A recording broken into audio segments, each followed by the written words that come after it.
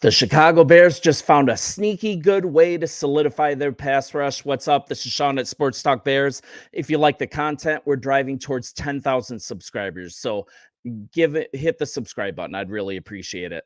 So Ryan Poles, he's checking off his to-do list, right? He's checking it off this offseason. And even though it might not seem like it, I mean, we've seen a rather sluggish approach to the offseason so far. Although a decision on quarterback remains at top of the list in my book, we may have to wait on a resolution there. So let's move forward. The Bears are slated to host free agent pass rusher DJ Wonnum, formerly of the Vikings, on Thursday. And this is just super intriguing. The Bears love defensive linemen that are versatile. Wonnum is exactly that. He can get kicked inside or rush from the outside with his hand in the dirt. Wonnum, he's an intriguing option, I believe. And he's been proven as a guy that can get after the passer after 8 sacks this last season with the Vikings. And there's a couple of signings to update you on. I'll get to those at the end of the profile. Let's just get to Wonnum. I'll get to the signings. Poles, he solidified the backfield, right? He added DeAndre Swift, and he reinforced the safety position with the addition of Kevin Byard. It may seem like he's sitting on his hands, but there's now reports that the Bears are involved in the receiver market. And they're also very much in the defensive line market. And there's some great choices at wide receiver still available, right? Calvin Ridley. It sounds like he's got an offer from New England at the time of filming this. He hasn't accepted it yet. Hollywood Brown. Plus, we have a T. Higgins situation that he is asking to be traded, and we could get in on that. So let's be patient.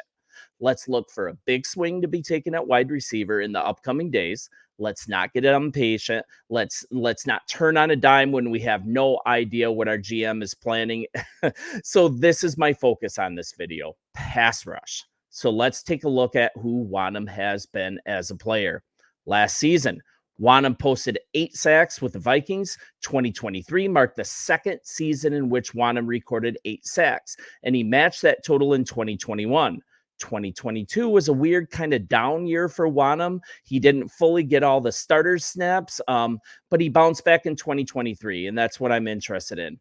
He also added 62 total tackles, 6 passes defended in 15 games last season. And the big 26-year-old he profiles is just a Bears guy, one that could bolster an absolutely dead pass rush outside of Sweat. And as I said, he can rush the passer from the inside or the outside. I absolutely love that. And it marks the second former Viking that the Bears are linked to. As you guys know, reports from February even indicated that the Bears would be pursuing defensive end Danielle Hunter in free agency. Hunter's coming off an outstanding year opposite Wonnum with the Bears NFC North rival, the Vikings. You guys know them. That ship has sailed, and frankly, it would be unwise to commit this much money to the defensive end position with the big payday that we just gave Montez Sweat. Plus, we have so many holes to fill. But let's talk about the contract that he just got with the Texans. They produced an agreement, according to NFL.com's Tom Pelissero and Ian Rappaport. After the Vikings, they poached Jonathan Grenard. The Texans, they'll bring in longtime Minnesota sack artist Danielle Hunter. It's like they switched guys. Hunter will join the Texans on a 2-year deal worth $49 million. And that's significant. Do we really want to pay 2 defensive ends $25 million a year? I don't think so. It's not responsible. And although Hunter ran into significant injury trouble to start the decade, he's a little old in the tooth, he bounced back in a big way over the last 2 years. That recent surge, it also allowed for a uniquely structured Texans contract. They're guaranteeing nearly the whole contract, guys. Schefter added that the 9-year veteran will receive $48 million fully guaranteed. That's crazy. But here's the difference here. Wonnum, he played opposite of him. Wonnum was on the team and he flourished. He flourished on the opposite end of a dominant pass rusher. And that's exactly what we would have here if he played opposite Montez Sweat. He's considerably younger. He's super versatile. He costs a responsible amount so we can like steward our cap well, right?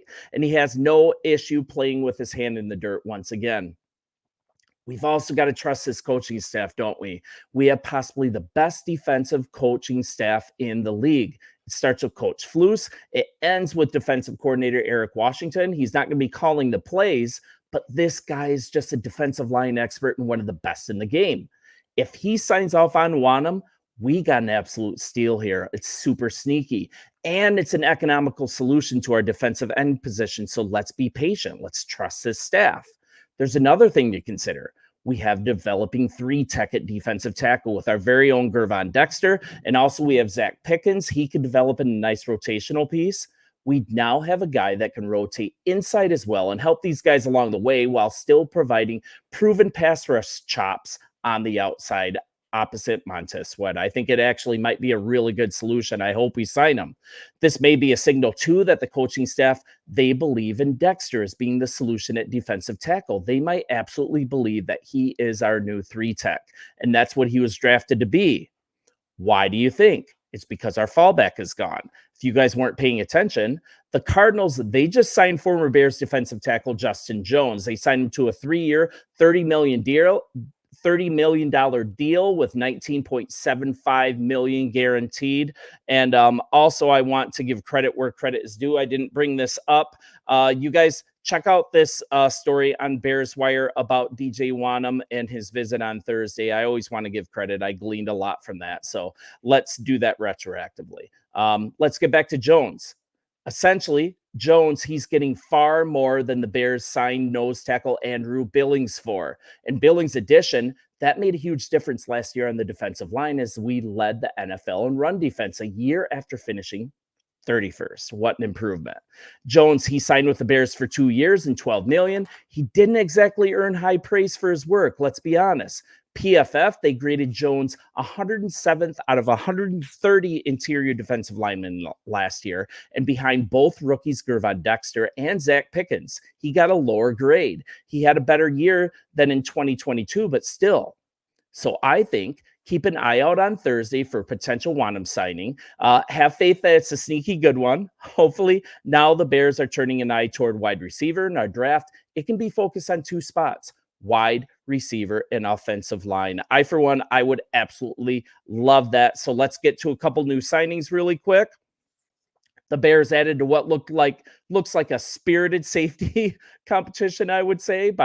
We just signed former Packers free agent safety Jonathan Owens for 2 years, according to the NFL Network. He started 11 of the Packers' 17 games last year, and he came there as a free agent from Houston in free agency during 2023, so it was during the year. Although he did start in Houston, he did start in Green Bay. He's regarded as a vital special teams player. And that's what we love on this team too. Guys that can fill multiple roles. He played 233 special teams plays last year, 54% of the special teams plays when he was available. And he was also second on the Packers in special teams tackles, 7 solo tackles, 4 assists. So he's a great special teams player. As you know, we released Eddie Jackson. We signed Kevin Byard, the former Eagles and Titans safety prior to the start of free agency. You guys remember that. I just want to review that. They also signed former 49ers safety Tavarius Moore, excuse me. That's prior to free agency as well. So it looks like the safety position, it is well in hand. So let's look at one more signing here. We just got more pass catching chops here. And as offensive coordinator Shane Waldron, he loves to run 2 tight end sets. So this is a nice pickup.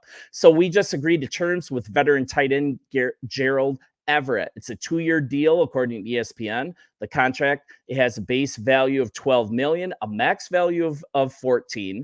It also includes $6.1 million fully guaranteed. The deal between these two sides can be officially inked at the start of the new league year. Wednesday can't come soon enough. And I can't wait. This ends a 2-year stint for Everett in LA with the Chargers. He signed a similar 2-year deal, $12 million contract with the team back in 2022. Continued to be a serviceable pass catching option with the LA offense. As you know, Waldron's going to run a very similar offense. And in his first year with LA, he recorded career highs in receptions, 58, reception yards, 555. And he also tied a career high with 4 receiving touchdowns. I mean, he just flourished in this offense. And in 15 games played last year, he caught 51 of his 70 targets, 411 yards and 3 touchdowns. So he's going to be a really serviceable option to play outside Cole Kmet. I think Cole Kmet will still get the majority of the catches. He's 29 years old, and he entered the league as a second-round draft choice. I just want to give you a little bit of background. That was in 2017 out of South Alabama. He played 4 seasons with the Rams before a brief 1-year stint with the Seahawks. That was in 2021. Then he joined the Chargers. So he has some familiarity with Coach Waldron, and he now joins the Bears tight end room. We also have Cole Kmet, as I mentioned. He's coming off his best season in the league. In 17 games, Cole Kmet caught 73 balls, 719 yards, 6 touchdowns. And that's a really good improvement. He is coming into his own. And he's also on a contract now in comparison to what other guys are getting compared to the Hawkinson contract. The deal that we signed with Cole Kmet is a bargain, and I am glad to add Everett to the mix. And I think we have a really good 1-2 punch at tight end, and it's a revamped offense. So let's go.